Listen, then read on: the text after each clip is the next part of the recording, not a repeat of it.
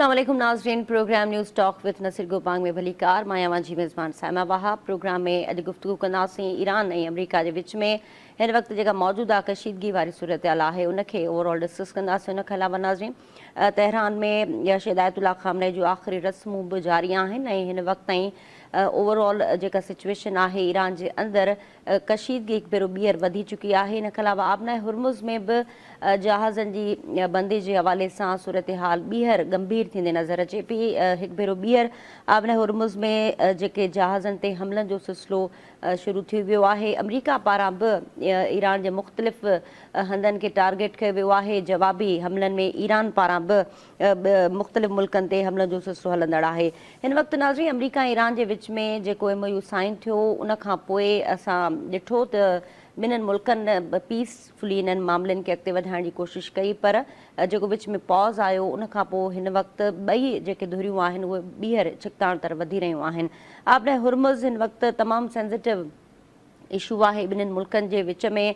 आबनाए Hormuz में जीअं त तव्हांखे ख़बर आहे त MOU जे अंदरि हिकिड़ी वाज़े शिक आहे जंहिंमें आबनाए हुर्मुज़ खे 60 ॾींहंनि खां पोइ हिकिड़े मुकमल इंतज़ाम हेठि ईरान पारां हलाइण जी ॻाल्हि कई वई हुई। ऐं हिन वक़्तु जी MOU जूं जेके शिकूं आहिनि उनखे ॿई मुल्क कीअं इंटरप्रेट कनि पिया, इन वक़्तु छो हिन वक़्तु इहा सूरत हाल ॿीहर पैदा थी रही आहे त MOU जे बावजूदि ॿई मुल्क जेके आहिनि उन ते अमल दरामद न पिया करे सघनि, न ई ॿई मुल्क हिक ॿिए सां जंग चाहिनि था, न ई ॿई मुल्क हिन वक़्तु अमुन जी तरफ़ वधी रहिया आहिनि। मुस्तक़बिल छा आहे अमुन ॻाल्हियुनि जो ऐं ईरान या अमरीका जे मुस्तक़बिल जो इन ते गुफ़्तगू कयूं पिया। असांखे तेहरान मां हिन वक़्तु जॉइन कयो आहे सीनियर तजज़िया निगार आहिनि मुर्तज़ा नगरी साहब।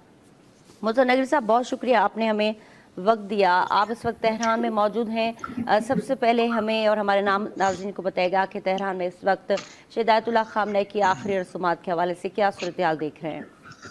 बहुत शुक्रिया, आपने शामिल गुफ्तगू होने का मौका दिया। आखिरी रसूमात इस वक्त मशहद मुक़द्दस में चल रही हैं। हरम इमाम रज़ा अलैहिस्सलाम जो कि फ़र्ज़ंद रसूल हैं, उनके हरम में तदफीन है। तो नजफ़ अशरफ से जो फ़्लाइट लैंड हुई वो तकरीबन 12 साढ़े 12 के करीब मशहद में लैंड हुई और वहाँ से फिर जो है वो जनाजे को हरम मुतहर इमाम रज़ा की तरफ ले जाया जा रहा है। और अभी तक लोगों का इतना हुजूम है, एक्सपेक्टेड जो शिरकत करने वालों की तादाद है वो तकरीबन 20 मिलियन के करीब है सिर्फ मशहद के अंदर।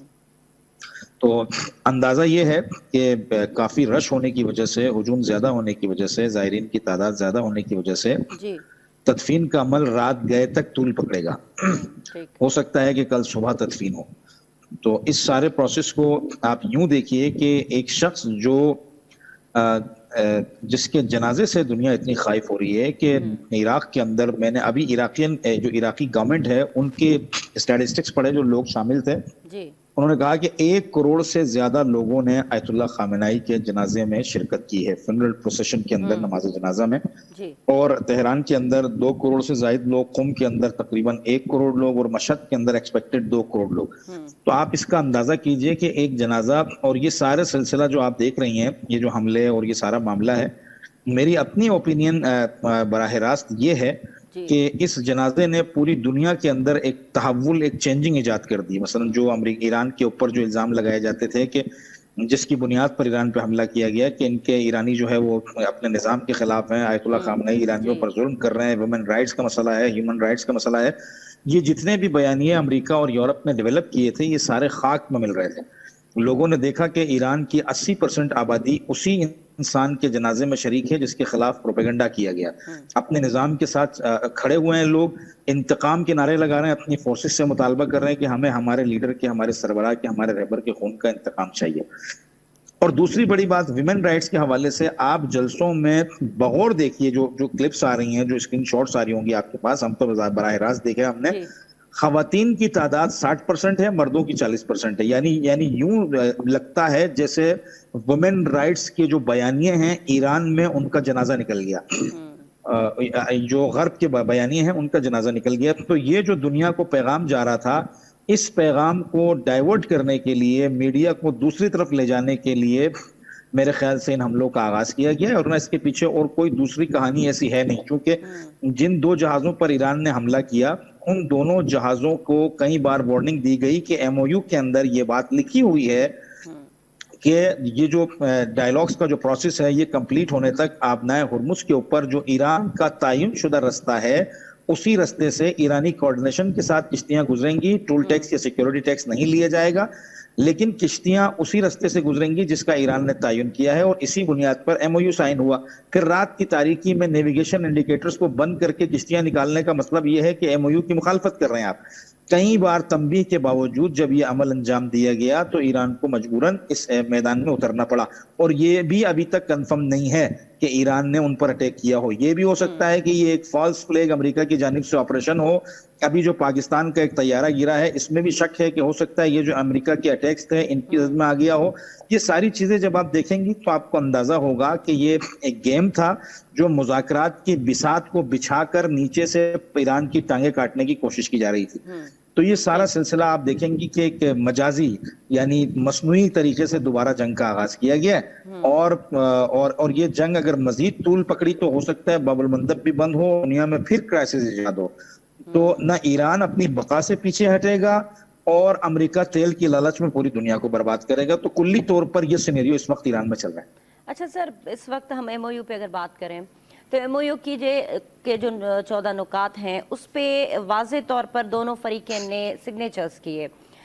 اس کے باوجود بھی آپ کیا سمجھتے ہیں کہ صورتحال اس طرف کیوں آگے بڑھ رہی ہے؟ اگر صرف شہید آیت اللہ خامنہ کے آخری رسومات کو ٹارگٹ کرنا تھا, صرف اس کو ڈسٹرب کرنا تھا, تو پھر بھی صورتحال اس طرح تو آگے نہیں بڑھے گی, کیونکہ 9 تاریخ سے پھر دونوں جو ہے وہ فریقین کو پیس ٹاکس کو آگے بڑھانا تھا. تو اب یہ کشیدگی کی صورتحال میں آپ سمجھتے ہیں کہ دونوں فریقین اب اس پوزیشن میں ہیں کہ وہ پھر کنٹینیو کر سکیں اس پیس ٹاک کو؟ دیکھیے نا, آپ کو بنیادی طور پر چیزوں کو سمجھنا پڑے گا. جے سی پی او اے کا جب معاہدہ ہوا آپ وہاں سے اٹھائیے نا, 2015 سے ہسٹری کو اٹھائیے. دھوکے کس نے دیے ہیں؟ وہاں پر بھی ڈیل فائنل سٹیجز پر تھی, امریکہ ایگزٹ ہوا. یہاں پر 12 روزہ جنگ سے پہلے ڈیل فائنل سٹیجز پہ تھی, امریکہ ایگزٹ ہوا. 40 روزہ جنگ سے پہلے ڈیل فائنل سٹیجز پر تھی, عمان نے خود اعلان کیا کہ ہم انتہائی خوشحال ہیں, ہم انتہائی خوش ہیں کہ انشاءاللہ کوئی نہ کوئی نتیجہ نکل آئے گا. امریکہ ایگزٹ ہوا اور جنگ شروع کی. تو یہ کارنامہ امریکہ کا ہے نا. میں آپ سے یہی تو کہہ رہا ہوں, پاکستان کے بہت سارے ٹاک شو, میں نے ہمارے ملک کے چینلز کے اوپر بہت سارے ٹاک شوز میں جب یہ ثالثی کے اوپر لوگ بہت خوش تھے تو میں نے کہا کہ ثالثی کا کردار پاکستان تو بہت اچھا نبھا رہا ہے, ایران کو بھی پاکستان پہ اعتماد ہے, لیکن سوال یہ ہے کہ کیا امریکہ اس اعتماد کو برقرار رکھے گا؟ میں نے کہا یہ ممکن ہی نہیں ہے.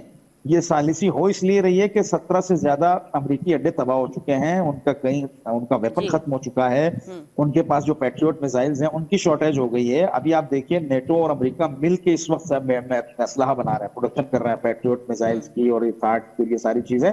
تو یہ سارا سلسلہ صرف اس لیے تھا کہ کسی طریقے سے وقت گین کیا جائے, اپنے اسلحے کی کمی کو پورا کیا جائے, دوبارہ اسلحے کے لاٹ لائے جائیں اور پھر دوبارہ ایران پر اٹیک کیا جائے. کیونکہ وہ جو سلسلہ نیریٹیو جو امریکہ لے کر آیا تھا وہ تو سارے نیریٹیوز ختم ہو گئے نا. لوگوں نے دیکھا جنگ کے دوران ہی ایرانی عوام جو ہے وہ 70-80% عوام سڑکوں پر نکل کے اپنے نظام کی حمایت میں آگے کھڑی ہو گئی. وہ بیانیہ رد ہو گیا. ایران کو ٹکڑوں میں تقسیم کرنا تھا. ادھر ادھر سے جو ممالک ہیں جیسے کردستان کا جو بیلٹ ہے عراقی, وہاں سے جو ایران مخالف کرد ہیں ان کو ڈالنے کی کوشش کی گئی تو ان کو ایران نے کنٹرول کر لیا. زمینی طور پر انہوں نے کوشش کی, وہاں یہ ناکام ہوئے تو وہ توڑنے والا سلسلہ بھی ختم ہو گیا. ابھی جو وہ آپ دیکھیں وہ جو یورینیم کے اوپر شور مچ رہا تھا وہ شور بھی آپ کو بہت مدھم سا نظر آئے گا لیکن بہت مدھم سا. اب جو ساری چیز چل رہی ہے وہ ایٹامک بم سے بھی زیادہ خطرناک جو معاملہ ہو گیا وہ ہو گیا آبنائے ہرمز کا. کیونکہ 47 سال سے انہوں نے ایران کے اوپر پابندیاں لگائی ہوئی تھی. ایران نے پھر کچھ دنوں کے لیے ان کے اوپر پابندیاں لگائیں تو پوری دنیا مل کر آبنائے ہرمز کے اوپر آ گئی. اب معاملہ چل رہا ہے آبنائے ہرمز کا, تو امریکہ ایم او یو کے تمام شقوں کو کنارے پر رکھ کر اندرونی طور پر پوری کوشش کر رہا تھا. یہ جو اتنا بڑا ڈائلاگ پروسیس کا جو گیپ آیا بیچ میں, اس میں ایک دفعہ نہیں بلکہ کئی مرتبہ آپ نے دیکھا ہوگا آبنائے ہرمز کے اوپر جھڑپیں ہوئی, وہاں پر امریکہ نے حملے کیے چھڑوانے کے لیے, نہیں چھڑوا سکا تو فیونرل پروسیشن جو ہے وہ مزید اضافہ ہو گیا اس کے اوپر. اور جو پوری دنیا نے دیکھا کہ بھائی یہ تو جو نعرہ امریکہ لگاتا تھا یا اسرائیل لگاتا تھا, جو ویسٹ نیریٹو دیتا تھا, یہ تو بیانیہ ہی غلط ہے. ایران کے اندر ویمن رائٹس کی بات ہو رہی ہے, 60% عورتیں شریک ہیں جنازے کے اندر, لوگوں کی بات ہو رہی ہے تو 80% ایران شریک ہے, تو پھر مخالف کون ہے؟ یہ تو ریفرینڈم ہو گیا پورے ملک کے اندر, پوری دنیا نے دیکھ لیا. تو وہ تحمل کرنا ان کے لیے ممکن نہیں تھا. یہ جو سینیریو پیدا ہوا ہے یہ تو ہونا ہی تھا نا, یہ آج نہیں تو کل, کل نہیں تو پرسوں. امریکہ نے اس ثالثی کے کردار کو بھی توڑنا تھا, پاکستان کی طرف میں بھی خنجر گھونپنا تھا, اور یہ جنگ دوبارہ شروع کرنی تھی, کیونکہ یہ سارا پروسیس صرف اپنے آپ کو ری اسٹیبلش اور ری ڈیولپ کرنے کے لیے تھا. اچھا تو سر, یہ سارا سلسلہ جو ہے وہ تھوڑا سا جلدی ہو گیا, بس آپ کو سمجھ لیجیے. جی اچھا سر, اس کے علاوہ ابھی ہم دیکھیں کہ نیٹو کا اجلاس ہوا, اس میں امریکی صدر نے شرکت کی اور ترکیہ کے صدر نے بھی ان کو ویلکم کیا. تو اس وقت ہم جو صورتحال دیکھ رہے ہیں خطے کی, اس میں نیٹو کو ایک بار پھر انگیج کرنے کی کوشش کی جا رہی ہے امریکی صدر کی طرف سے, جبکہ بار ہم نے دیکھا اس سے پہلے امریکی صدر کافی بار نیٹو کو ٹارگٹ کر چکے ہیں اور اس کو ختم کرنے کی بھی وہ بات کر چکے ہیں, لیکن پھر اس بار نیٹو کے اجلاس میں ان کی شرکت کیا یہ منظر پیش کر رہا ہے کہ کیا مستقبل میں اس خطے کو مزید اسی طرح انگیج رکھنا ہے تاکہ اسٹیبلٹی جو ہے وہ ہمیشہ داؤ پہ رہے؟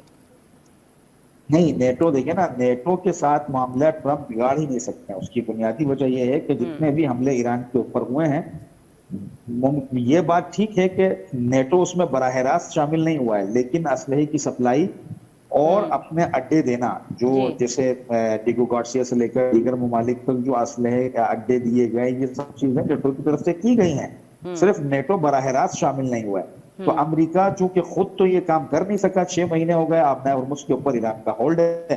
اب امریکہ چاہ رہا ہے کہ خطے کے دیگر ممالک کو بھی تیار کرے دوبارہ, جو کہ پہلے سے ہی اس کے غلام ہیں, اور پھر جو ہے وہ نیٹو فورسز کو بھی ریڈی کرے اور پھر آ کے ایک گرینڈ آپریشن کرے. یہ یاد رکھیے گا, امریکہ ایک اور ٹرائی ضرور کرے گا, چاہے یہ جو آج اور کل کی جھڑپ شروع ہوئی ہے اس کو پرولونگ کر کے کرے یا آگے جا کر کرے, کیونکہ آبنائے ہرمز جو ہے وہ ان تمام ممالک کے لیے زہر قاتل بن چکا ہے. ان کو پوری دنیا پر پابندیاں لگانے کا جو نشہ تھا وہ نشہ ان کا اترنا شروع ہو گیا. دیکھیں نا, یورپ کے اندر رشیا نے تو اپنا معاملہ یورپ کے ساتھ بالکل کلوز کیا ہوا ہے. یورپ اور رشیا کی دوبارہ دوستی یا اس معیار پر تعلقات آنے میں شاید دہائیوں کا وقت لگے, کیونکہ جو حال یورپ نے یوکرین کی مدد کر کے رشیا کے انرجی سیکٹر کا کروایا ہے, یا رشیا کے لوگوں کا جو قتل عام ہوا ہے, رشیا اسے بھولے گا نہیں. تو جو انرجی کی دوسری بڑی سورس تھی وہ گلف کنٹریز تھی. اب گلف کنٹریز کو آبنائے ہرمز پر ایران نے کنٹرول کیا ہوا ہے, تو یہ ان کے لیے بڑا سنگین معاملہ ہو گیا. اب اس میں سچویشن ایک ہی بنتی ہے جو عقلی طور پر قابل قبول ہے, کچھ لو اور کچھ دو.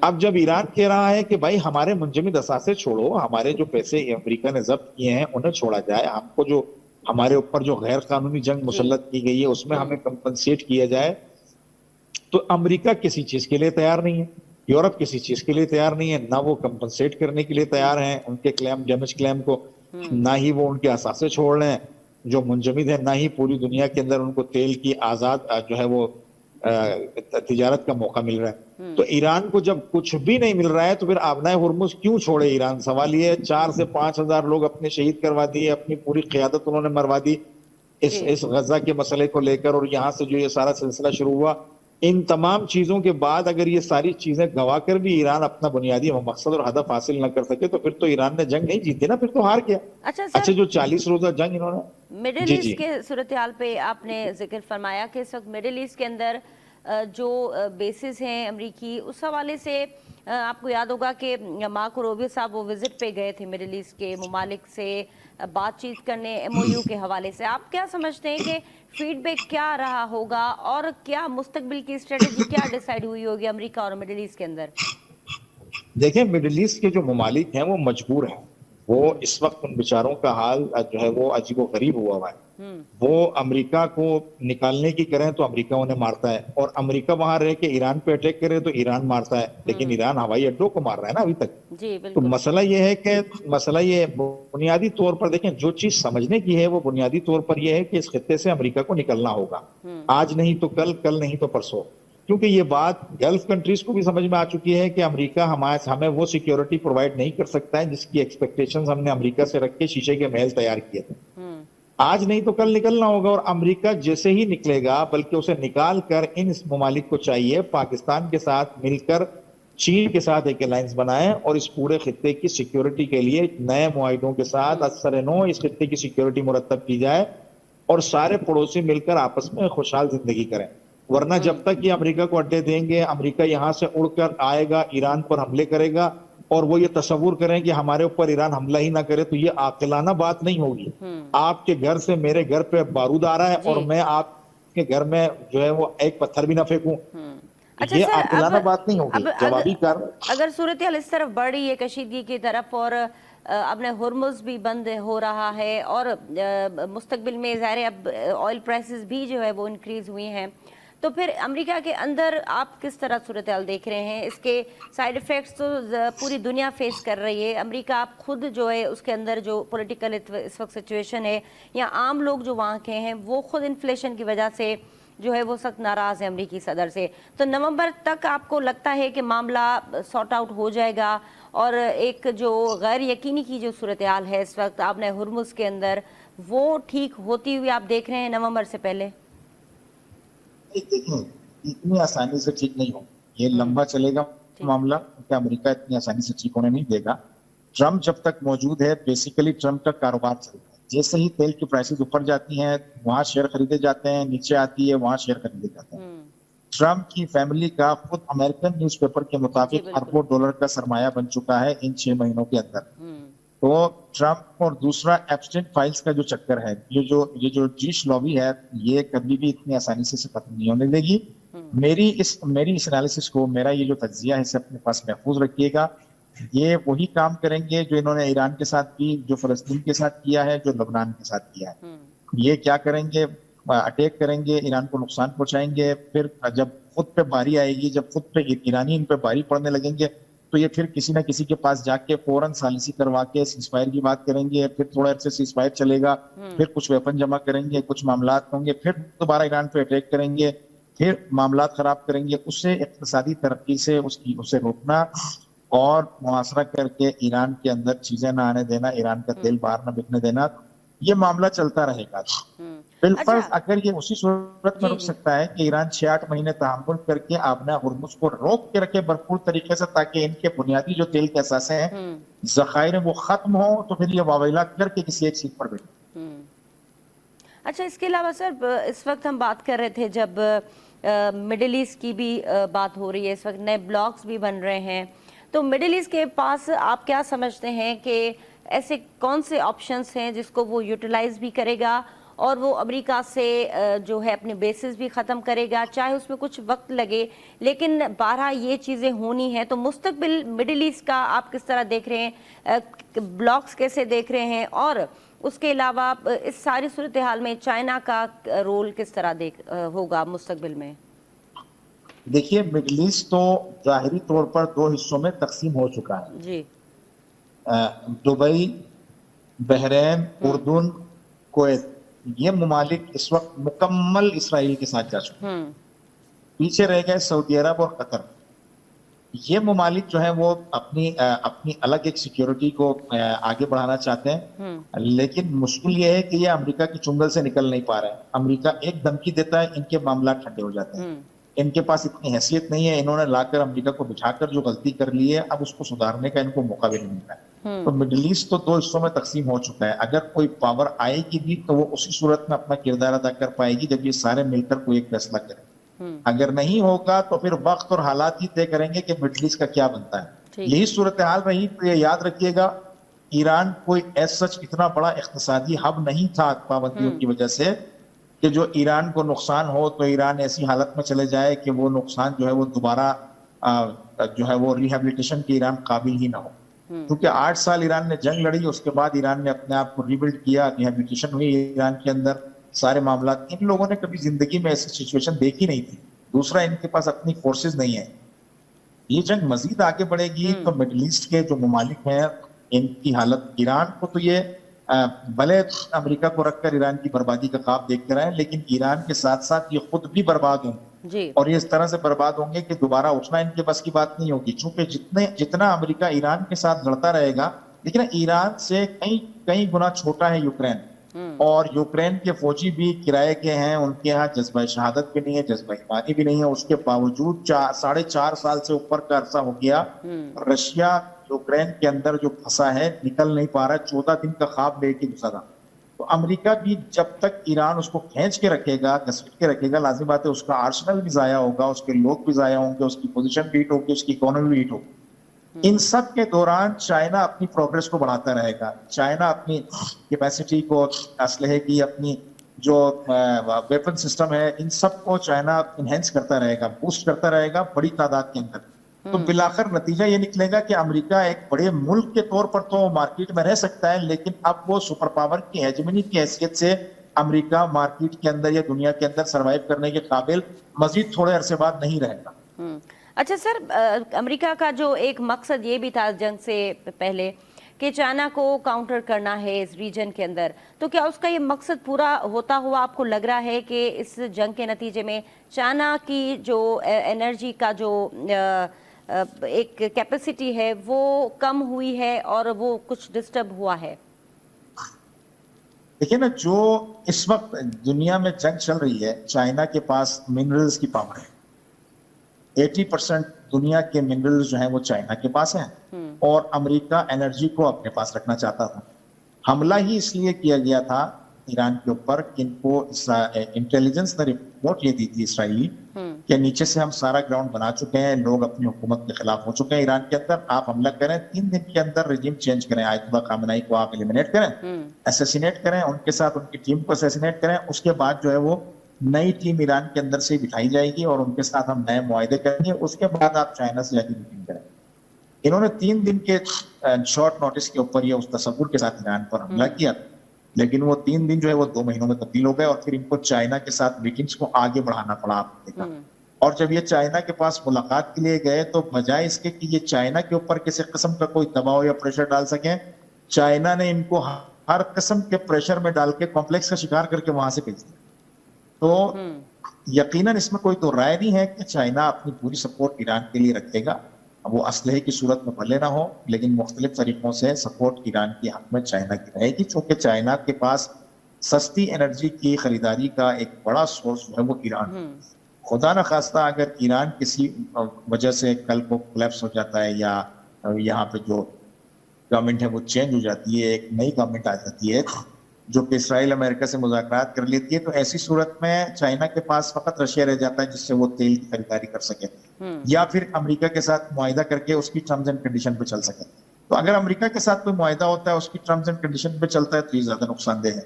अगर वो सिर्फ रशिया की तरफ जाता है और रशिया से ही अपनी एनर्जी की नीड को पूरी करता है, तो इसमें कोई शक नहीं है कि जब रशिया पर चाइना डिपेंडेंट हो जाएगा तो फिर रशिया के भी नखरे बढ़ जाएंगे। तो इंटरनेशनल रिलेशंस के अंदर हर मुल्क अपने मफादात को पहले रखता है, अपने मफादात के तहत ही ताल्लुकात भी होते हैं और ताल्लुकात में खराबी भी होती है। इसलिए चाइना नहीं चाहेगा कि ईरान जो है वो किसी भी तरह से जो है वो ईरान की जो करंट जो गवर्नमेंट है ये टॉपल हो, और रशिया भी ये नहीं चाहेगा, चूंकि अमेरिका और यूरोप मिलकर जो काम रशिया के साथ यूक्रेन के जरिए करवा रहे हैं, रशिया भी पूरी कोशिश करेगा कि ईरान के साथ मिलकर वही काम अमेरिका के ऊपर करवाए। तो ये एक ऐसी खिचड़ी पक गई है कि जिससे निकलना पूरी दुनिया के लिए लाजिम हो गया है, वरना ये क्राइसिस दुनिया को अगले 2 दिहाइयों तक फेस करना पड़ेगा।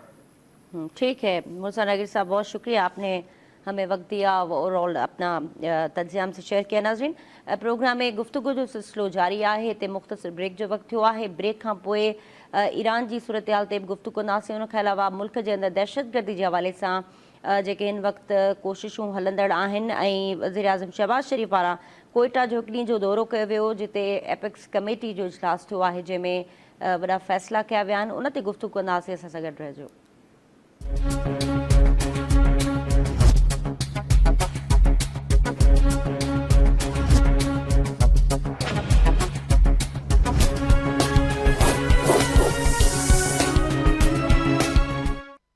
वेलकम बैक नाज़रीन, प्रोग्राम में गुफ्तगू हलंदड़ हुई अमरीका ऐं ईरान जे विच में MOU जे हवाले सां मुस्तक़बिल पीस टॉक्स जो छा आहे ऐं हिन वक़्तु आबने हुर्मुज़ में जेका गैर यकीनी वारी सूरत हाल आहे उन ते गुफ्तगू जो सिलसिलो जारी रखंदासीं। असांखे हिन वक़्तु जॉइन कयो आहे सीनियर सहाफ़ी आहिनि रज़ा खटी साहब।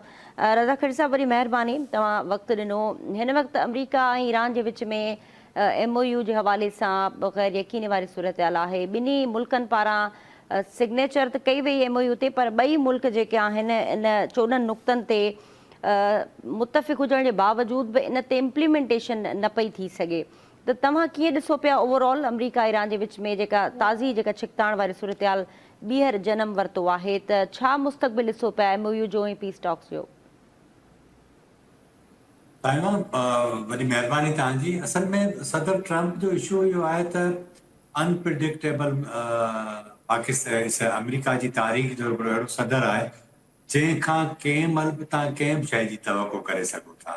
सो सची ॻाल्हि इहा आहे त इहो 28 फरवरी खां जेका हेसि ताईं सूरताल रही आहे, अॼु मुंहिंजो ख़्यालु आहे 8-9 जुलाई आहे, त इन में तव्हां जेतिरा बि इहे महीना आहिनि, मार्च, अप्रैल, मई, जून, जुलाई, यानी 3-3.5 महीना, इन में जेतिरा बि ॾींहं आहिनि उनखे जेकॾहिं तव्हां ॿिनि सां ज़रब कंदो त इन जा एतिरा ई बयान आहिनि। यानी कंहिं बि मुल्क जे असां इहो पहिरियों दफ़ो ॾिठो आहे त कंहिं मुल्क जो सरबराह जंहिंजी foreign policy social media platform जे ज़रिए हलंदी हुजे, सुबुह जो निंड मां उथंदो आहे, जहिड़ो हुनजो मूड आहे उहो ट्वीट करे छॾींदो आहे। ॿिनि पैरनि जो वरी ॿिए क़िस्म जो हूंदो आहे।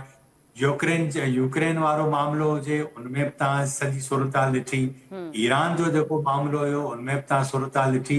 हाणे त इहे शयूं रिपोर्ट ते अची चुकियूं आहिनि त जॾहिं 28 फरवरी ते ईरान ते अटैक कयो वियो त उनखां अॻु में 13 फरवरी ते व्हाइट हाउस में नेतन्याहू हिकिड़ी ब्रीफिंग ॾिनी हिनखे ट्रंप खे, जंहिंमें उनखे सिचुएशन रूम चवंदा आहिनि पर एक्चुअल वार रूम चयो वेंदो आहे।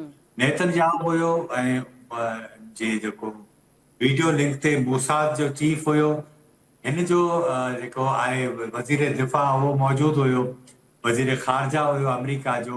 उते जेका ब्रीफिंग थी पेंटागन जा ऑफिसर हुया, उते ब्रीफिंग थी 90 मिंटनि जी, उनमें नेतन्याहू उनखे क़ाइल करे वरितो त ईरान ते हमिलो थियणु घुरिजे। हालांकि पेंटागन बार बार इहा ॻाल्हि उनजा ऑफिसर कंदा रहिया त इन हवाले सां जेको कुझु चयो पियो वञे इहो ज़रूरी न आहे त दुरुस्त हुजे, पर छाकाणि त पंहिंजे इदारनि ते उनजो एतमाद घटि रहियो ऐं इसराइल जे इदारनि ते, इसराइल जे वज़ीर आज़म ते उनजो एतमाद वधीक हुयो। उनजे नतीजे में 14 ॾींहंनि खां पोइ जेको अटैक थियो ऐं उनमें पोइ रिटेलिएट कयो ईरान, जंहिं अंदाज़ सां कयो उन में पाण ॾिठोसीं त सॼी दुनिया हैरान हुई, न रुगो जंगी महारत जे करे ऐं जेको ट्रंप चयो हुयो त बग़ावत थी वेंदी, माण्हू ॿाहिरि निकिरंदा, रिजीम चेंज थी वेंदी, पर अॼु जॾहिं पाण हिन सॼी सूरताल में मौजूदु आहियूं त न रुगो उहा रिजीम मज़बूत थी आहे, पर आयतुल्ला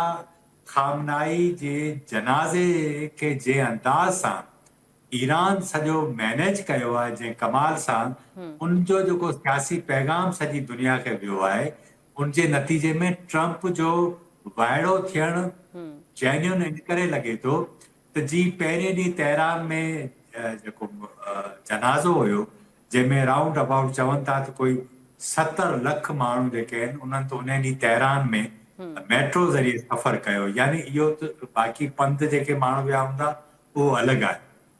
हिन जो इहो चवणु त मूंखे इहो अंदाज़ो ई कोन्हे त को माण्हू एतिरो खामनाई सां प्यारु कनि था। वरी को नॉर्मल माण्हू हुजे हा त इहा ॻाल्हि न करे हा, वरी हुन इहा ॿी बि ॻाल्हि कई त शायदि इहे जेके माण्हू सोगवार हुया या रुना पे उन्हनि जा इहे ॾुड़क जेके हुआ उहे जाली हुया, या कल जेका हुन इहा ॻाल्हि कई आहे त MOU चयो त असां ख़तमु करे छॾियो, पोइ वरी शाम जो त न असांखे अमन जी उमेद आहे। सो ही हिकिड़ो अनप्रिडिक्टेबल माण्हू आहे, सॼी दुनिया सची ॻाल्हि आहे फासी पई आहे, ऐं अमरीकियुनि हिनखे वोट ॾेई सॼी दुनिया ते जेको थापियो आहे, ज़ाहिर आहे सभु नतीजा लोड़ींदा। दुनिया जो वापार जेको आहे उहो स्टेक ते लॻी वियो आहे, अपना हुरमज़ जितां दुनिया जो 20% एनर्जी जेका आहे सो ॿियनि मुल्कनि ॾांहुं वञे थी। हिन जंग जे करे अबू ज़ैबी खे वॾो नुक़सानु थियो आहे, UAE खे थियो आहे, अञा ताईं ईरान ते जॾहिं अमेरिका अटैक कयो त ईरान ज़ाहिर आहे साॻिया जवाब पियो ॾे, अॼु बि हमिलो थियो आहे। सो ही जेसि ताईं मौजूदु आहे तेसि ताईं मुंहिंजो न आहे ख़्याल त को ख़ैर जी का उमेद करे सघे थी। उनजो सबबु इहो आहे त ईरान सिफ़ारतकारी जे महाज़ ते हिननि खे शिकस्त ॾिनी आहे, ईरान इन खां अॻु में जंगी महाज़ ते हिननि खे शिकस्त ॾिनी आहे। हालांकि ईरान जी नेवी फारग थी चुकी आहे, ईरान वटि फ़ज़ाइया कोन्हे, ईरान वटि सिर्फ़ ड्रोन टेक्नोलॉजी आहे ऐं उन बुनियादनि ते उन जे अंदाज़ सां हिन जंग खे मांगो कयो आहे। ऐं ॿी जेका सूरताल अव्हांखे यादि रखणु घुरिजे, असांजा जेके नाज़रीन आहिनि, उहा ई आहे हिन जंग जे करे जेका सभिनि खां वधीक ख़तरनाक सूरताल थी आहे उहा मिडल ईस्ट जे लाइ थी आहे। मिडल ईस्ट सॼो रीसेट थियो आहे। पहिरीं असल में इहा ॻाल्हि हुई जॾहिं निक्सन वारे दौर में पेट्रो डॉलर वारो वाइदो थियो, उनखां पोइ अमेरिका इहो वाइदो कयो हिननि सां त अवां पंहिंजो तेल डॉलर में खपायो, असां तव्हांखे बचाईंदासीं, तव्हांजो दिफ़ा कंदासीं। ठीकु आहे। 90s वारे दौर में जॾहिं सदाम हुसैन कुवैत ते अटैक कयो त उनखां पोइ अमेरिका इन सॼे रीजन में पंहिंजा बेसिस ठाहिया। हिन जंग जे करे उहे उन्हनि मां को बेस फौजी बेस जेको हुयो उहो महफ़ूज़ कोन रहियो। अमेरिकी फौजियुनि खे पंहिंजा बेस छॾणा पिया, के अणॼातल हंधनि ते होटल्स ते वञी पनाह वठणी पई। अमेरिकी जंगी ॿेड़े खे 1000 किलोमीटर पोइ ते वञणो पियो। अमेरिका खे सस्ता जेके ड्रोन हुआ, यानी 30,000 खां 50,000 डॉलर वारो जेको ईरान जो ड्रोन हो, उनखे किराइण जे लाइ थैड मिसाइल या इंटरसेप्टर खपिया पिए, जंहिंजी क़ीमत 10 खां 30 लख डॉलर हुई। यानी इहा जंग एतिरी महांगी थी चुकी हुई, जंहिंजे नतीजे में अमेरिका खे पोइ ते वञणो थो पियो। इन करे त आबराए हुरमज़ बंदि थी वियो ऐं उनजा इम्पैक्ट जेके आहिनि उहे अमेरिका जे आम किचन ताईं पए था। अमेरिकन जी वॾी बीमारी इहा आहे, प्रॉब्लम ते जेको प्राउड आहे उन्हनि जे अंदरि, जेको गुरूर आहे, उनजे करे उहे सम्झनि था त दुनिया सॼी असांजे पेरनि हेठां आहे। हिननि सम्झो त आबराए हुरमज़ जो टाइम ई कोन मिलंदो जो ईरान बंदि करे सघे, छाकाणि त रिजीम चेंज थी वेंदी, असांजी मर्ज़ी जी रिजीम अची वेंदी। हाणे सूरताल इहा बीठी आहे त असल मसइलो ईरान जे जौहरी प्रोग्राम जो हाणे सेकेंडरी थी वियो आहे। मसइलो त असल हाणे थी वियो आहे आबराए हुरमज़ जो। ओमान ऐं ईरान हिकु पेज ते आहिनि। हाणे ही ॿिया रस्ता चवनि था त पोइ असां अख़्तियार करियूं पाइप लाइन जी शक्ल में छा, पर ईरान वटि हिकिड़ो अहिड़ो नेचुरल गस आहे इहो समंड जो, स्ट्रेट ऑफ हॉर्मज़ जो, माण्हुनि जे नतीजे में ॿियो हिननि वटि का वाह कोन्हे। सो अल्टीमेटली हिननि खे अचणो पवंदो। ऐं पर प्रॉब्लम इहो आहे त हिन दफ़े जेको ट्रम्प सां इशू इहो आहे त तव्हां ॾिसो न, हिन खे पहिरीं पाण इहो बि ॿुधोसीं त जेडी वैंस वेंदो, उहो स्विट्जरलैंड में MOU साइन कंदो, पर उनखां अॻु में उन फ्रांस में साइन करे वरिती। हालांकि इहो प्रेसिडेंट कोन, जेडी वैंस खे कोन ॾिनो। हाणे वरी साॻी सूरताल हुन जेको MOU साइन कयो उन खां पोइ ते वियो। यानी जेकॾहिं पंहिंजे नायब सदर जो सिग्नेचर थियल हुजे हा मुआइदो ऐं ही पोइ ते थियल थी वञे हा, पोइ बि खणी पाण चऊं हा त ठीकु आहे नायब सदर कयो ही पोइ ते थी वियो। पर ही पंहिंजी चयल ॻाल्हियुनि सां पाण पोइ ते हटंदो आहे। सो ही हिकिड़ो अनप्रिडिक्टेबल माण्हू आहे बुनियादी तौर ते। तो मूं तव्हांखे पहिरीं बि अर्ज़ु कयो त सॼी दुनिया फाथी पई आहे। नेटो फाथल आहे, यूरोपीय यूनियन जा जेके ॿिया मुल्क आहिनि उन्हनि सां मसइलो आहे, कैनेडा अॻे रही थो करे। हाणे प्रॉब्लम इहो आहे त ही जेको रीशेप जी पाण ॻाल्हि कयूं था मिडल ईस्ट जी, उनमें पहिरियों दफ़ो इहा ॻाल्हि आई आहे त पाकिस्तान, पंहिंजो तुर्किया, कतर, मिस्र हिकिड़ो नओं ब्लॉक ठाहिण पिया वञनि, जंहिंमें सऊदी अरब बि शामिल। इहा सूरताल थिए थी। ओपेक मां UAE निकिरी वियो, UAE इसराइल सां गॾु बीठो आहे ऐं बहरैन बीठो आहे, कुवैत बीठो आहे। हाणे मिडल ईस्ट थी वियो आहे, विराइजी वियो आहे। त हिन सम्झो पियो शायदि अमेरिका सम्झो पियो शायदि हुनखे फ़ाइदो थिए त ॿिन्ही धुरनि खे ब्लैकमेल करे। पर हाणे अरब जेके कंट्रीज़ आहिनि उनमें कतर आहे, सऊदी अरब आहे, इहे कतई जंग नथा चाहिनि। उनजो सबबु इहो आहे त हाणे 21वीं सदी में जेका तव्हांजी जनरेशन आहे नई, उनखे जेकॾहिं तव्हां आसान ज़िंदगी न ॾींदव, ही को तव्हां 19वीं सदी में त आयो कोन जो कम्युनिकेशन न हुजे, दुनिया में को वाक़ियो थिए थो विदिन 1 मिनट्स सॼी दुनिया में फैलिजी थो वञे। सो इंफॉर्मेशन लिकाइण वॾो मसइलो थी पियो आहे। इन जे करे हिन सॼी सूरताल जे अंदरि तव्हां ॾिसो त अल्टीमेटली असीं ॾिसूं था जंग शुरू कोन कई, बेनिफिशरी हुनजो हुयो इसराइल, पर ट्रम्प जे करे इसराइल बैक थी वियो।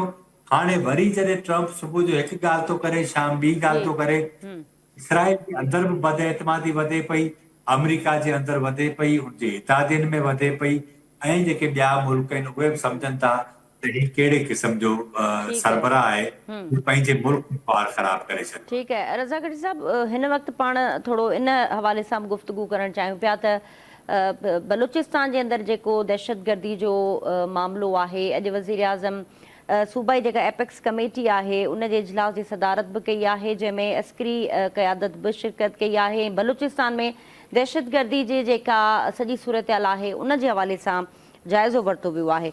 तव्हांजी नज़र में बीइंग अ जर्नलिस्ट, तव्हां दहशतगर्दी जे मामले खे कीअं ॾिसो पिया? उन जूं बुनियादी जेके सबब, उन जूं जड़ूं किथां शुरू थियनि थियूं? छा असांजी गवर्नमेंट दहशतगर्दी जे मामले खे उन तरीक़े सां डील करे पई जीअं दुनिया जे अंदरि दहशतगर्द जेके टेररिस्ट तंज़ीमूं आहिनि उन्हनि खे जीअं डील कयो वञे थो, असांजे मुल्क जे अंदरि को स्ट्रेटजी तव्हांखे लॻे थी अहिड़ी जंहिंसां दहशतगर्दी खे जड़ां ख़तमु करे सघिजे?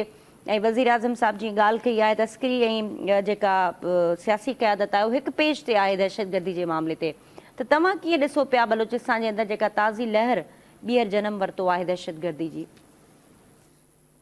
मुंहिंजे ॾिसण या तारीख़ जो जेके शयूं आहिनि, मुंहिंजो ख़्याल आहे त इहे जेके पाण खे ॻाल्हियूं कंदासीं त तव्हांजो प्रोग्राम ऑन एयर कोन थी सघंदो ऐं शयूं कटिजी वेंदियूं। पर हाणे बुनियादी तौर ते हिन सॼी प्रैक्टिस में पाण गुज़िरियल 2-3 सालनि में ॾिसूं था, सो मूंखे लॻे थो त जेके पॉलिटिकल धुरियूं आहिनि उहे सॼियूं हिन सॼी सूरतहाल खां ॿाहिरि आहिनि। बलूचिस्तान जे इशू खे प्योर टेररिज़म जी शक्ल में ॾिठो वञे, पर ॿी ॻाल्हि इहा आहे त जेका सियासी सूरतहाल आहे उनमें पाण अख्तर मेंगल जो पाण वटि वॾो मिसाल आहे त हुन रिज़ाइन कई, हुनखे कोशिश कंहिं बि सियासी दौर न कई। हालांकि मियां नवाज़ शरीफ़ जेकॾहिं चाहे हा, आसिफ अली ज़रदारी जेकॾहिं चाहे सदर साहब, त मुंहिंजो ख़्याल आहे त शयुनि में अञा किथे गुंजाइश पैदा थी पई सघी। पर हाणे जी पाण ॾिसूं था त ज़िद जी बुनियादी तौर ते जेका हजारादारी थी वई आहे, उनजे नतीजे में ज़िद जेको पॉलिसीज़ ते हावी थी वियो आहे, त उनखे सॼो हिन सॼी सूरतहाल जे अंदरि असां ॾिसूं था त उनखे हिकिड़े ई ज़ावे सां ट्रीट कयो पियो वञे। बलूचिस्तान जे हवाले सां जेको कुझु सोशल मीडिया ते शयूं नज़र अचनि थियूं, उहो पाकिस्तान जा टेलीविजन स्क्रीन नथा ॾेखारीनि। उहो पाण सभु सम्झूं था त मीडिया हिकिड़े मख़सूस हिकिड़ी लाइन आहे, उनजे अंदरि हलणो आहे उनखे, उनखां उहो जेका क्रॉस रेड लाइन आहे उहो क्रॉस नथो करे सघे। सो हाणे इहो मञूं था हिन ॻाल्हि खे त गुज़िरियल साल मई में जेको इंडिया खे पाकिस्तान शिकस्त ॾिनी, उनजे नतीजे में इंडिया पंहिंजा जेके प्रॉक्सीज़ आहिनि उनजो मर्कज़ अफ़गानिस्तान में ठाहियो। ऐं कल्ह बि औसन नकवी साहब जेको वज़ीर दाख़िला आहे पाकिस्तान जो, अमेरिका हुयो, यूनाइटेड नेशन हुयो, उते हुन रूस जे वज़ीर दाख़िला सां मुलाक़ात कई, चाइना जे वज़ीर दाख़िला सां मुलाक़ात कई। उनमें हिकिड़ी अहम ॻाल्हि साम्हूं आई त 25 दहशतगर्द जेके ऑर्गेनाइज़ेशन्स आहिनि उन्हनि जा मर्कज़ आहिनि अफ़गानिस्तान जे अंदरि। हाणे अफ़गानिस्तान जो प्रॉब्लम इहो आहे त अफ़गानिस्तान इंडियन जेको सॼो पॉलिसी आहे उनमें उहो हले थो खेॾे थो। हिकु त ॻाल्हि इहा, उनमें सऊदी अरब चयो अफ़गानिस्तान खे, उनजी ॻाल्हि उहो नथो मञे। चाइना उन सां ॻाल्हि कई, उनजी ॻाल्हि नथो मञे। कतर उनखे चयो, उनजी ॻाल्हि नथो मञे। पाकिस्तान 4 भेरा उन सां टॉक कई आहे, जंहिंमें ISI चीफ ऐं असांजा जेके ॿिया इंतहाई अहम धुरियूं टॉक में मौजूदु हुयूं। टॉक कामयाब थींदे थींदे नाकाम थी थियूं वञनि। हाणे हुननि सां प्रॉब्लम इहो आहे तालिबान सां, अफ़गान तालिबान सां, 2021 में उहो हुते आया। हाणे उन्हनि जी जेका 3 सालनि में उन्हनि इहा ॻाल्हि कई त असां उबूरी सेटअप आहे, उन खां पोइ इलेक्शन में वेंदासीं, ऐं पोइ इलेक्शन खां पोइ जेका बि हुकूमत पार्टी खटे ईंदी उहा इलेक्शन में ईंदी। हाणे पॉलिटिकल पार्टीज़ खे उन्हनि हटाए छॾियो आहे। ठीकु आहे, अफ़गानिस्तान जे अंदरि 24 सूबा आहिनि। 24 सूबनि जे अंदरि तालिबान जूं हुकूमतूं आहिनि हुते, पर उहे तालिबान जूं हुकूमतूं काबुल जे अंडर में कोन्हे, उहे फ़ैसिला पंहिंजे था कनि। हाणे हिन सॼी सूरतहाल जे अंदरि अफ़गानिस्तान सॼी दुनिया जे लाइ थ्रेट थी वियो आहे, पाकिस्तान जे लाइ ज़ाहिर आहे घणो थ्रेट आहे। तंहिंजे करे इंडिया खे उहा जेका शिकस्त पाकिस्तान ॾिनी, उनजे करे इंडिया ही जेके टेररिस्ट ऑर्गेनाइज़ेशन्स आहिनि उनखे इस्तेमालु करे थो, उन ते फंडिंग करे थो, को बि इनकार कोन्हे। पर मुंहिंजी ज़ाती राय इहा आहे त जेसि ताईं हिनखे मिलिट्री तरीक़े सां सिक्योरिटीज़ जे तरीक़े सां डील बेशक कयो वञे, पर इन जो सियासी हल ॻोल्हणो पवंदो। अफ़गानिस्तान में ॻोल्हणो पवंदो। अफ़गानिस्तान छाकाणि त जीअं मूं तव्हांखे ॿुधायो त इंडिया जे कंट्रोल में आहे, इन जे करे फ़िलहाल को ॻाल्हि नथो वञे। तंहिंजे करे इहो उन्हनि ते प्रेशर इंटरनेशनल सतह ते वधायो वञे त इहा रिजीम इलेक्शन में वञे ऐं इलेक्शन कराए, पोइ जेकॾहिं कामयाबु थी थी अचे त बेशक थी वञे। हिन में ॿी ॻाल्हि यादि रखणु घुरिजे त हिन वक़्तु अफ़गानिस्तान जी जेका सूरत हाल आहे उहा इहा आहे त उते आम माण्हू पंहिंजा ॿार खपाइण ते मजबूर आहे। शयूं रिपोर्ट थियूं आहिनि, ॿारनि जे अंदरि ॿारनि खे खाइण पीअण लाइ कुझु कोन थो मिले ऐं नशो तमामु घणो वधी वियो आहे। रोज़गार जेके सोर्सिस आहिनि उहे ख़तमु थींदा था वञनि। अफ़गानिस्तान जे करे पाकिस्तान अफ़गानिस्तान जो बॉर्डर बंदि आहे, जंहिंजे करे कारोबार खे तमामु वॾो नुक़सानु रसियो आहे। सो रस्तो सियासी अल्टीमेटली कढणो पवंदो। अच्छा रज़ाक साहब, सियासी रस्ते जी तव्हां ॻाल्हि कई, अगरि पाकिस्तान जे अंदरि जी ॻाल्हि कयूं त पॉलिटिकल अनस्टेबिलिटी हिकिड़ो वॾो मसइलो रहियो आहे। पाकिस्तान जी सियासी तारीख़ हुजे या हिन वक़्तु मौजूदा सूरत हाल हुजे, हिन वक़्तु पाकिस्तान जा 2 सूबा बलूचिस्तान ऐं KPK जे अंदरि जेका सूरत हाल आहे, जेका अनस्टेबिलिटी वारो मामिलो आहे, उनखे ठीकु करणु सियासी पार्टियुनि जी ई ज़िमेदारी आहे। ये सियासी पार्टी छो अॻिते अची करे पंहिंजो जेको स्पेस आहे उनखे यूटिलाइज़ कनि ऐं इन्हनि सभिनीनि मामलनि खे ठीकु करण जी कोशिशि कनि, या तव्हां सम्झो था त हू जेको स्पेस पॉलिटिकल पार्टीज़ ॾिनो आहे उहो हाणे रीगेन नथो थी सघे? मुंहिंजो ख़्याल आहे त 2-3 सबब आहिनि जेके हक़ीक़त मूंखे लॻंदो आहे। हिकु त इहो आहे त इन सॼी सूरत हाल जो ज़ाती तौर ते इमरान ख़ान खे ज़िम्मेदार सम्झां थो, छाकाणि त जेको पॉलिटिकल स्पेस हुयो उहो इमरान ख़ान सरेंडर कयो पंहिंजी गवर्नमेंट में। छा उनजो उन जो गवर्नमेंट गवर्नेंस जेका हुई उनजो मूं उनखे इंतहाई वेझे खां ॾिठो त इवन पार्लियामेंट खे हलाइण जो जेको कमु आहे उहो सियासी धुरियुनि जो कमु हूंदो आहे। जेका हुकूमत आहे उनजी जेका सियासी विंग आहिनि उहे धुरियूं हलाईंदियूं आहिनि। मेंबरनि खे गॾु कीअं करिणो आहे, बजट जो में जेके नाराज़गियूं आहिनि इत्यादियुनि जूं उन्हनि खे कीअं हल करिणो आहे। इमरान ख़ान इहो कमु बि पंहिंजे हथनि मां कढी जिन उनखे आंदो उनजे हवाले करे छॾियो। उनखां पोइ जेका इलेक्शन पंहिंजी नो कॉन्फिडेंस आई, उनमें नो कॉन्फिडेंस में इन्हनि जेका PDM रिजीम हुई, मुंहिंजो ख़्याल आहे त उनखे एतिरो दीवार सां इमरान ख़ान लॻाए छॾियो हुयो त जॾहिं नो कॉन्फिडेंस आणीनि पिया त तव्हांखे आउं रिकॉल करायां त नून लीग चवणु हो त नवां इलेक्शन थियण घुरिजनि। पीपल्स पार्टी जो चवणु हो त नवां इलेक्शन थियण खां अॻु में जेका कानून साज़ी इमरान ख़ान जे दौर में या उन खां अॻु में थियल आहे उहा ख़तमु करे कानून साज़ी नई कई वञे ऐं उनखां पोइ इलेक्शन में वञिजे। हाणे हिते कुझु शयूं नोट करण जूं आहिनि, उहे इहे आहिनि त शहबाज शरीफ़ मियां नवाज शरीफ़ हिते कोन हुयो, शहबाज शरीफ़ वज़ीर आज़म थियो, पीपल्स पार्टी हुकूमत जी हिसेदार थी। हाणे हिननि सभनि धुरियुनि ते केस हुया, हिननि जी पोज़ीशन अहिड़ी हुई जो मुकमल ब्लैकमेल बि हुया। हिननि खे इहो सॼो अरेंज बि जेको आहे सो जिन नो कॉन्फिडेंस आंदो उन्हनि कराए ॾिनो। हाणे जॾहिं नो कॉन्फिडेंस थियो त इन्हनि पंहिंजो पॉलिटिकल स्पेस उन वक़्तु सरेंडर कयो। 2024 वारे इलेक्शन में हिननि मुकमल सरेंडर कयो। हाणे 27वीं तरमीम 27वीं तरमीम या हाणे जॾहिं जेके 28वीं तरमीम 29 ईंदी ऐं पोइ हुननि जो जेको साओ मोह थींदो उहो पाण सभु ॾिसंदासीं सही, त हिननि पंहिंजो स्पेस बिल्कुलु जेको आहे सो सरेंडर करे छॾियो आहे। हाणे हुनजे नतीजे में जॾहिं तव्हां पंहिंजो पॉलिटिकल स्पेस सरेंडर करे था छॾियो, तव्हांखे ख़बर हुजे त असां इलेक्शन में बज़ाहिर त नतीजनि में कामयाब थी आया आहियूं, पर असांजा नतीजा किथे ठहिया उहा बि तव्हांखे ख़बर आहे। ऐं जेका एक्चुअल पॉलिटिकल पार्टी हुई उनखे हिननि मैदान मां ॿाहिरि कढी छॾियो। हाणे सॼी जेका तव्हांजी सियासत थिए थी उहा हिकिड़ी जमात जे चौगर थिए थी। जेकॾहिं इहो माण्हू जेसि ताईं जेल में आहे तेसि ताईं असां ते का बि तनक़ीद कोन थींदी, के बि जलसा कोन थींदा इन दौरान। ऐं हिननि सोशल मीडिया जा अहिड़ा कानून आंदा आहिनि ऐं हिकिड़ो अहिड़ो टेरर पैदा कयो आहे, अहिड़ी दहशत पैदा कई आहे, जेके माण्हू ॻाल्हाईंदा हुया उन्हनि बि माठ करे छॾी आहे। मार्च उन्हनि इन करे कई आहे त सियासी जमायतनि पंहिंजो स्पेस सरेंडर करे छॾियो ठीकु आहे। आहे। जेके तव्हां असां साफ़ ई हुयासीं, ॻाल्हाईंदा हुआसीं त इन जो बेनिफिशरी सियासी जमायतूं हुयूं, उन्हनि खे इहो ठीकु हूंदो आहे। हुयो हिदायत ॾिनी हुयूं त असांखे हेतिरी तनक़ीद थिए थी, माण्हू ॻाल्हाइनि था, हाणे हुननि ई ॻाल्हाइण छॾे ॾिनो आहे त अवां ऐं आऊं छा ॻाल्हाईंदासीं। ठीकु आहे रज़ा खटी साहब, वॾी महिरबानी, तव्हां वक़्तु ॾिनो ऐं प्रोग्राम जो वक़्तु मुख़्तसिर हो, इन ते वधीक गुफ़्तगू बि करे सघिजे पई, पर हिन वक़्तु तव्हांजी वॾी महिरबानी। नाज़रीन, प्रोग्राम में महिमाननि जी गुफ़्तगू तव्हां ॿुधी, इन ते प्रोग्राम जो वक़्तु पंहिंजी पुॼाणी ते पहुतो। ॾींदा इजाज़त, अल्लाह हाफ़िज़।